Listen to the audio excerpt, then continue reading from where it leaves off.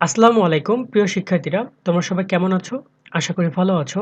শোভন স্টাডির নতুন একটি ভিডিওতে তোমাদের সকলকে স্বাগতম জানাচ্ছি। শিক্ষার্থীরা, আজকে আমরা কথা বলতেছি 2021 সালের এসএসসি ও এইচএসসি ব্যাচ যাদের এই সামনে পরীক্ষা।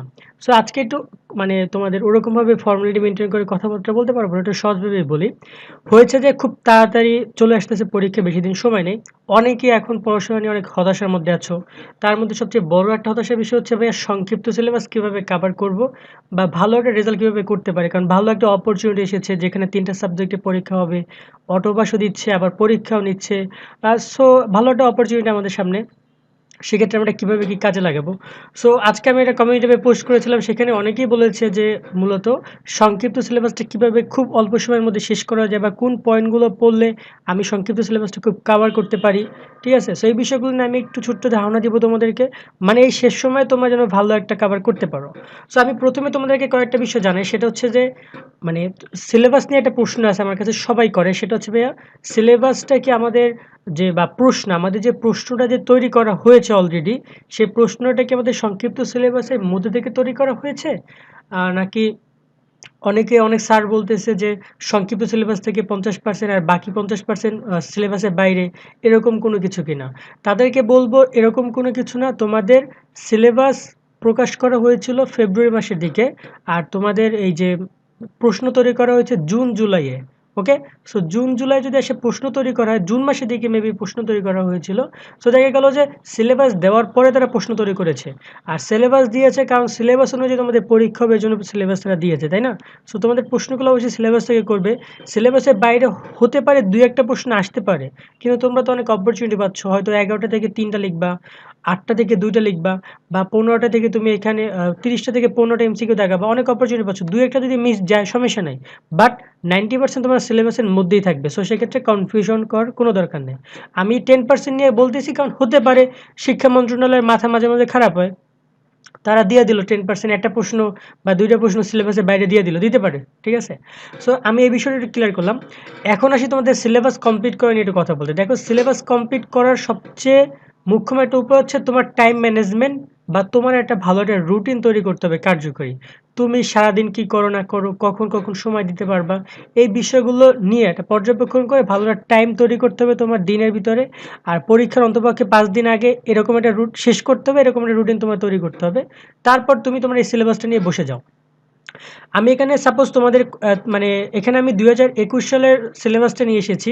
আর এইটা দিয়ে আমি বুঝাই দিচ্ছি, আমি অনেকগুলো সিলেবাস নিয়ে তো লাভ নাই।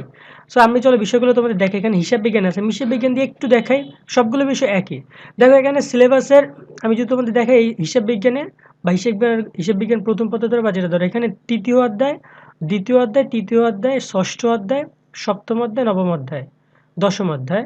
সো এখানে ১টা, ২টা, ৩টা, ৪টা, ৫টা, ৬টা অধ্যায় দিছে তোমাদের এই ক্ষেত্রে।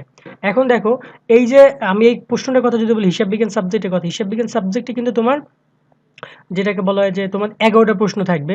সেখান থেকে তোমাকে যদি ৩টা প্রশ্ন লিখতে বলে, আর এই ৬টা অধ্যায় থাকে, ৬টা অধ্যায় থেকে তাহলে তুমি ভাবো ১১টা প্রশ্ন তো প্রত্যেকটা অধ্যায় থেকে ২টা প্রশ্ন আসবে, তাই না? ৬টা অধ্যায় দিয়ে যদি তারা প্রশ্ন করে, তাহলে এই যে নবম অধ্যায় থেকে রেয়ামিল থেকে ২টা পাবা, খতিয়ান থেকে ২টা পাবা। আমি জাস্ট বোঝানোর সুবিধার্থে বলতেছি। তুমি কিন্তু ২টা করে প্রশ্ন পাবা। তুমি এখানে দ্বিতীয় অধ্যায়, তৃতীয় অধ্যায়, ষষ্ঠ অধ্যায়, ৩টা অধ্যায় ভালোভাবে যদি কমপ্লিট করে যাও, তাহলে কিন্তু তোমার ৬টা প্রশ্ন কমন পড়তেছে। ৬টা না পড়ুক, ৫টা কমন পড়তেছে। সেই ৫টা থেকে তুমি কি ৩টা লিখতে পারবা না? অবশ্যই লিখতে পারবা। আর এক্ষেত্রে তুমি যখন সিলেবাস কমপ্লিট করবা, তখন এই যে পাঠ্যসূচি উল্লেখিত শিক্ষণফল, এই যে এখানে স্টেপগুলো আছে, এই স্টেপগুলো ফলো করতে হবে। এই স্টেপের বাইরে কিন্তু তোমার প্রশ্ন আসবে না বা প্রশ্ন তারা দিবে না। বিশেষ করে বোর্ড প্রশ্নগুলো ফলো করবা। আরেকটা বিষয় আমি তোমাদেরকে বলবো, আমি সায়েন্সের ক্ষেত্রে একটু বলি, সায়েন্সের একটা জীববিজ্ঞান দেখিয়ে। দেখো এখানে তোমাদের অ্যাসাইনমেন্ট প্রকাশ করা হয়েছে টোটাল ৮ সপ্তাহে। সেক্ষেত্রে কোনো সাবজেক্টে ৬টা অ্যাসাইনমেন্ট, কোনো সাবজেক্টে ৭টা, কোনো সাবজেক্টে ৮টা পর্যন্ত অ্যাসাইনমেন্ট প্রকাশ করেছে। সো এখানে তো ভাই তোমাদের একটু কষ্ট করতে হবে। তোমরা যেটা করবা, তোমাদের এই যে দ্বিতীয় অধ্যায় নিয়ে তোমরা বসে পড়লাম।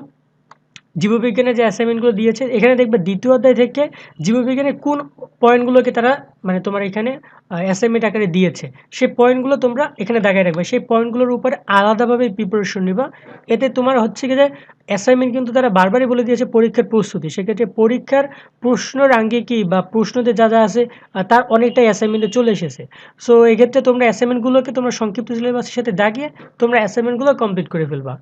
সেক্ষেত্রে আমি তোমাদেরকে সবাইকে বলবো যে অ্যাসাইনমেন্টের জন্য আলাদাভাবে লাগলে ১ সপ্তাহ সময় দাও। মানে ১ সপ্তাহ নিয়ে ১ম ২ দিন তুমি একটা সাবজেক্ট শেষ করলা, পরের ২ দিন আরেকটা, পরের ২ দিন আরেকটা। ৩ দিনে তুমি ৬টা তোমার ৩ দিনে ৬ দিনে তুমি তোমার ৩টা সাবজেক্ট শেষ করলা, শেষের একদিন রিভাইজ দিলা। অর্থাৎ ১ সপ্তাহের মধ্যে অ্যাসাইনমেন্টগুলো কমপ্লিট করে ফেলাটা ধান্দা রাখবা।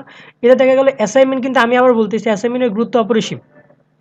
এটার গুরুত্ব শেষ হবে না। আর এখানে আমি আর্টসের সাবজেক্ট বলি বা যাদেরই বলি সবারই হচ্ছে গিয়ে যে থিওরিক্যাল বেশ কিছু বিষয় আছে। সায়েন্সের শিক্ষার্থীরা তোমরা যদি একটু ভালো রেজাল্ট করতে চাও, তোমাদের ক্ষেত্রে একটা বিষয় থাকবে, তোমাদের ম্যাথের কোনো বিকল্প নাই। মানে তোমার যদি ম্যাথের কথা যদি তোমরা চিন্তা করো, তাহলে দেখা গেল তুমি যদি তোমার একটা রসায়নের একটা অঙ্ক আসে, এই অঙ্কতে তোমাকে 10-এ 10 দিতে হবে যদি তুমি তোমার অঙ্কটা সঠিকভাবে লিখতে পারো। বা তোমার এই ক্ষেত্রে মানে অঙ্কের ক্ষেত্রে তুমি তোমার 10-এ 10 পাওয়ার সম্ভাবনা সবচেয়ে বেশি। কিন্তু তুমি যদি সেই ব্যাপারটা যদি একটা রিটেন বা একটা থিওরিক্যাল প্রশ্ন লাগে, সেখানে কিন্তু 10 পাবা না। আর কমার্সের ক্ষেত্রে শিক্ষার্থীদের ক্ষেত্রে একই, যেমন ফিন্যান্স, তারপর হচ্ছে গিয়া হিসাব বিজ্ঞান, এগুলোতে যত অঙ্ক আসবে অঙ্কগুলো কভার করবা। আর আর্টসের শিক্ষার্থীরা প্রশ্নের মানটা অনেক সুন্দর করে লিখতে হবে।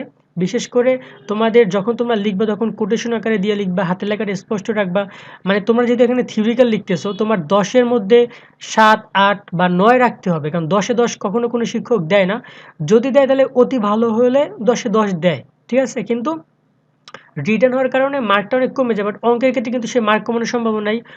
অঙ্ক হইলে 4-এ 4 বা 3-এ 3 তাকে দিতে হবে। সো বিষয়গুলো এরকমভাবে তোমার বুঝে খাতার মান বা পরীক্ষার মানগুলো তোমাকে ভালো করতে হবে।